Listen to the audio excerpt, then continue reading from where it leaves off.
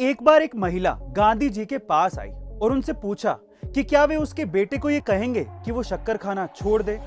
तो गांधी जी ने उस महिला को अपने बच्चे के साथ एक हफ्ते बाद आने के लिए कहा। पूरे एक हफ्ते बाद ही वह महिला अपने बच्चे के साथ वापस आई। तो गांधी जी ने उसके बेटे से कहा, बेटा कृपया शक्कर खाना छोड़ दो। अब वो महिला हैरान। इतनी सी बात गांधी जी 7 दिन पहले भी तो कह सकते थे। महिला से रहा नहीं गया, तो उसने जाते जाते गांधी जी से पूछा कि यही शब्द उन्होंने एक हफ्ते पहले उनके बेटे से क्यों नहीं कहे। तो गांधी जी ने बड़े विनम्रता से जवाब दिया, क्योंकि एक हफ्ते पहले मैंने शक्कर खाना बंद नहीं किया था। गाइस, यहां से सीख क्या मिलती है? यदि आपको दुनिया को बदलना है तो सबसे पहले आपको अपने आप को बदलना होगा।